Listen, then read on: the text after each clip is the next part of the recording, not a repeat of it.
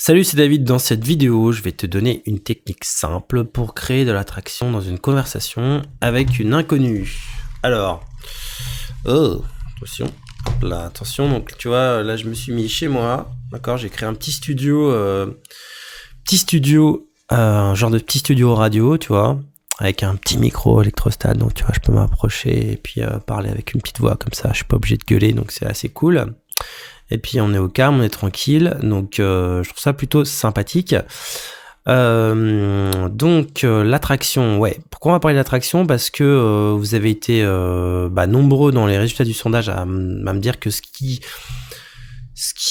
était un gros problème pour vous, c'était de comment attirer une femme, c'était l'attirance, comment créer l'attraction. Il y a ça qui venait en un, et puis il y avait aussi la peur de l'approche, aborder, sujet de conversation, etc. Mais vraiment l'attraction, c'était vraiment le truc commun en fait à toutes les réponses. Vous pouvez encore répondre au sondage, il y a le lien dans la description, donc n'hésitez pas à répondre. Quoi d'autre ? Ouais, donc je vous disais que dans les sondages, vous étiez nombreux à me dire que ce qui vous posait le plus le problème, c'était comment attirer une femme, comment créer de l'attraction. Et du coup, je vais sortir une formation, je vais sortir un atelier là-dessus qui sortira jeudi prochain. Et ce sera une formation en ligne, un atelier complet sur comment attirer une femme, comment créer de l'attraction. Et j'ai créé un espace privé, un espace en ligne, voilà. Donc tu verras. Donc tu peux dès aujourd'hui pré-réserver ta place à des conditions particulières. Et le prix va augmenter donc jusqu'à jeudi. Donc plus tu réserves tôt et moins c'est cher. Donc là tu peux regarder il y a un i comme info. Donc si tu cliques, tu pourras voir les conditions particulières et accéder à la page de l'atelier. Et donc c'est quoi le problème en fait ? C'est quoi le problème de l'attraction ? Pourquoi il y a un problème ? Le problème c'est que quand tu parles à un inconnu, quand tu parles à une inconnue, le problème c'est qu'il faut intéresser la personne très vite en fait. C'est qu'il faut attirer la personne très vite, c'est qu'il faut on peut pas avoir le même niveau d'énergie et le même niveau, on peut pas parler à une inconnue pour l'attirer, pour la séduire, comme on parlerait à son meilleur pote ou à quelqu'un qu'on connaît déjà. Et souvent, ce que font la plupart des gens, c'est que ils pensent qu'ils peuvent parler à quelqu'un qu'ils connaissent pas, comme à quelqu'un qu'ils connaissent déjà. Et en fait, c'est pas le cas. Il faut mettre beaucoup plus d'énergie, beaucoup plus de jeu en fait, beaucoup plus d'intrigue. Il faut mettre beaucoup plus d'efforts, il y a beaucoup plus d'efforts à faire pour donner envie à quelqu'un qui ne nous connaît pas de nous connaître que quand on connaît déjà la personne.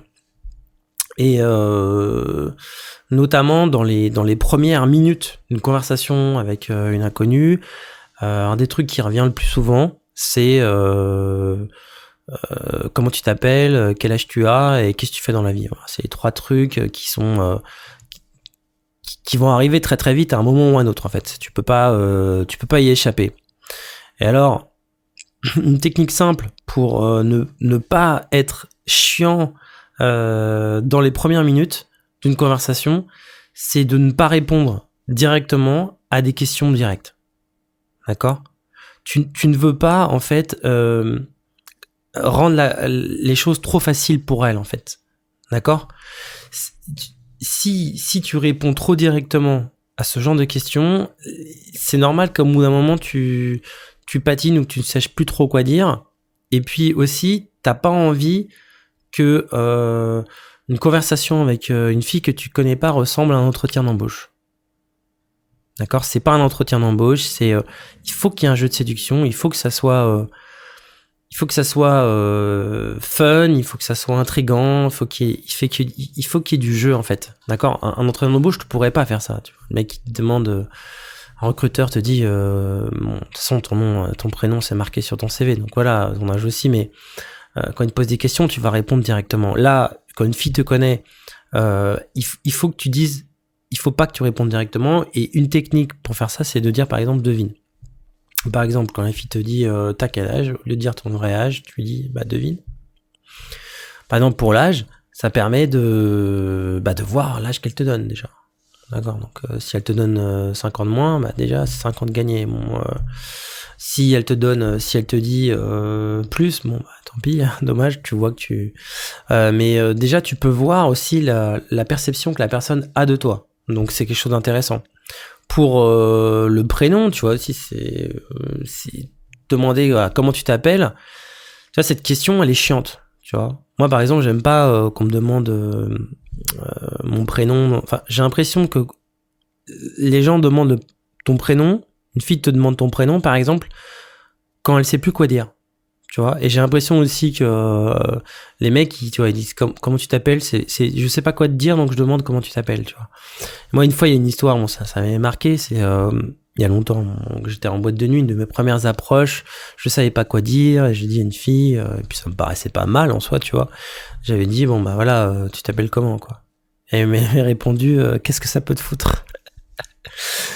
Et j'avoue que ça m'avait un peu refroidi, quoi. J'étais un peu dégoûté, quoi. C'est vrai que c'est pas très cool. Je m'étais dit, tiens, les boîtes de nuit, c'est vraiment, c'est pas pour moi. Je comprends pas pourquoi les gens sont aussi méchants en boîte, quoi. Je suis sympathique, je suis gentil, je demande juste comment tu t'appelles, pourquoi tant de haine? Pourquoi tant de haine? Et en fait, c'est tant de haine, en fait, maintenant je le comprends mieux, c'est parce que c'est chiant, en fait. Tu vois, c'est parce que quand tu connais pas la personne, le premier truc qui doit venir, par exemple, c'est pas comment tu t'appelles, quel âge t'as et qu'est-ce que tu fais dans la vie. Tu vois, les premières phrases que tu vas dire avec quelqu'un que tu connais pas, ce que tu veux, c'est pas d'ailleurs dire des phrases ou avoir une conversation, c'est plus créer une connexion avec quelqu'un, créer du rapport. Et tu veux pas être trop rationnel. Ce que tu veux, c'est plutôt être dans l'émotion, tu vois. Faire des choses qui parlent émotionnellement à la personne. Donc l'état civil, finalement, c'est ce qu'il y a de moins important. C'est ce que moi, ça m'est déjà arrivé de coucher avec des filles même sans connaître leur prénom. Tu vois, c'est pas choquant dit comme ça, tu vois, mais c'est pas la majorité des cas, mais ça peut arriver. Non, mais c'est pour te dire à quel point c'est pas important. Excuse-moi, je suis malade. J'ai une toux en fait, j'en peux plus là. Donc, je disais, qu'est-ce que j'étais en train de dire?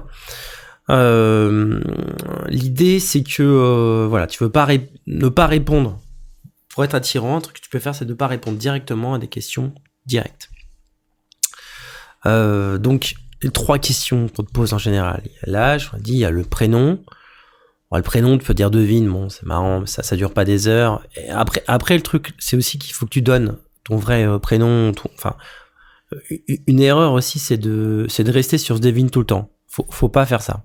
Moi, je le faisais au début aussi parce que voilà, j'ai voulu tester ces trucs-là. Non, parce que si tu dis devine et que tu dis jamais ton vrai truc, quand tu vas lui poser la question à elle va rien te dire non plus sur elle. Et donc c'est pas le but. Le but c'est pas de se deviner, de rien savoir l'un de l'autre, tu vois. C'est juste de pas donner les choses trop facilement. Et si tu veux, ça renvoie aussi à la question de la frame et de la métaframe, tu vois. Celui qui pose les questions, quelque part, c'est celui qui fixe le cadre. Et poser une question, c'est pas anodin, tu vois. Quand tu poses une question, il y a le côté je vais te juger, je vais te tester. Potentiellement, je vais peut-être te disqualifier par rapport à la réponse que tu me donnes, tu vois. Ça dépend aussi de la manière dont tu poses la question. Mais par exemple, quand une fille te demande qu'est-ce que tu fais dans la vie, c'est pas anodin, tu vois. C'est potentiellement, il y a peut-être une bonne et une mauvaise réponse, quoi. Tu vois, alors tu peux me dire, moi je m'en fous, moi j'ai envie d'être authentique, j'ai envie d'être moi-même, si elle m'aime pas parce que, ouais, mais tu vois, est-ce que t'as envie d'être jugé, tu vois, par une fille que tu connais pas? Je sais pas. Moi par exemple, t'as pas envie d'être jugé. Si tu veux être attirant, faut au contraire que ça soit toi qui puisse la juger. Faut que ça soit toi qui puisse fixer le cadre, que c'est toi qui la juge et non elle. D'accord? C'est fixer la métaframe, donc le métacadre, tu vois, frame c'est cadre, que c'est toi le prix dans l'interaction. Et donc, tu vois, derrière ces questions, ces 3 questions toutes bêtes, je sais pas, voilà, t'as quel âge, tu t'appelles comment, tu fais quoi dans la vie, potentiellement c'est des questions de test. C'est peut-être elle te teste, elle te juge par rapport à ça. Et toi, tu veux pas. Pourquoi est-ce que tu ne veux pas répondre forcément tout de suite et trop directement, enfin surtout tout de suite et trop directement à ces réponses, parce que tu veux pouvoir contrôler aussi un peu le cadre, tu vois. Si tu dis pas tout de suite et que tu dis bah devine, machin, à ton avis, tu vois, que tu joues un petit peu, tu montres que tu rentres pas dans son jeu aussi facilement et que potentiellement même c'est toi qui va fixer le cadre, tu vois. C'est toi qui la teste, c'est toi qui la juge, tu vois. Et, et c'est celui qui fixe le cadre, qui est le prix dans l'interaction, qui teste, qui juge, qui est le recruteur, et qui va être attirant. Tu vois. Si par exemple, elle te pose des questions et que toi tu réponds, et qu'elle juge tes réponses, quelque part, tu vas te poser la question de savoir si c'est des bonnes ou des mauvaises réponses. Imagine par exemple, tu dis, je suis, je sais pas, je travaille dans la finance. Voilà. Tu dis, qu'est-ce que tu vas me dire ? Je travaille dans la finance. Tout de suite, tu vois, directement. Et que elle, en fait, la finance, pour elle, c'est un monde qui la dégoûte. Parce que c'est des gros connards de mecs qui se font du fric sur le dos de peut-être de gens à l'autre bout du monde qui... Enfin, tu vois, peut-être des gens qui profitent, tu vois. Et, enfin, j'en sais rien. Imagine, c'est une nana qui est un peu à gauche. T'en sais rien, en fait. Quand tu parles à une fille, tu la connais pas, tu vois. Tu sais pas qui elle est, quelles sont ses valeurs. Et peut-être elle peut dire, ah ouais, d'accord, bah c'est... d'accord, donc tu profites, j'en sais rien, tu vois. T'exploites des gens, tu gagnes de l'argent sur le dos. Tu vois, un exemple. Je te dis, ça peut être l'inverse, tu vois. Tu dis que tu travailles dans une association pour, je sais pas, tu fais de l'aide sociale, tu vois. Et puis elle trouve ça nul parce que... ah bon? Ah d'accord, ok.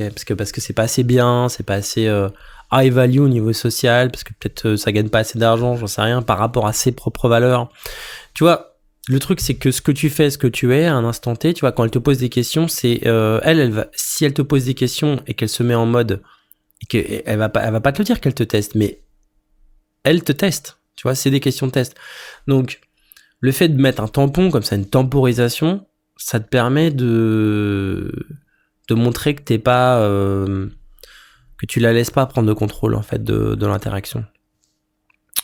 Et ça te permet de toi aussi, de lui retourner la question et de la connaître elle, tu vois, avant que elle te connaisse.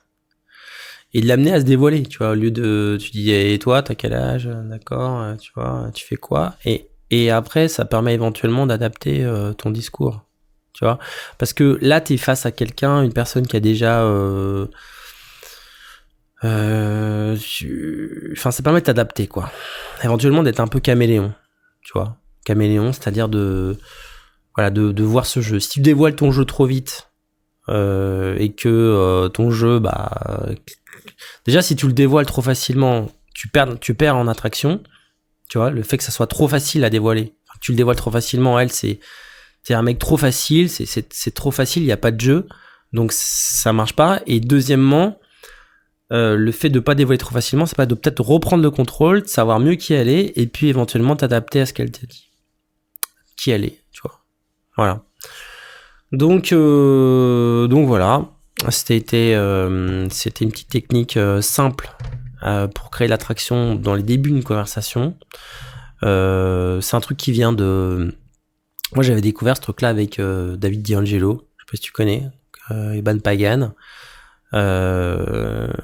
Et puis voilà. Donc, je te conseille, applique-le là. Enfin, teste-le, vois ce que ça donne. Et puis, tu verras déjà, ça te permet de faire durer un peu la conversation, surtout dans les débuts. Donc, on se retrouve. Donc je te rappelle, je fais une formation qui sort jeudi sur comment attirer les femmes. C'est une formation. Donc je donnerai les détails dans une prochaine vidéo et tu peux déjà te préinscrire en cliquant sur le i sur info qui est juste là. Et puis on se retrouve aussi sur le podcast, le podcast sur SoundCloud, dont le lien est dans la description de cette vidéo et dans laquelle on va parler aussi d'attraction. Voilà, je te dis à tout de suite.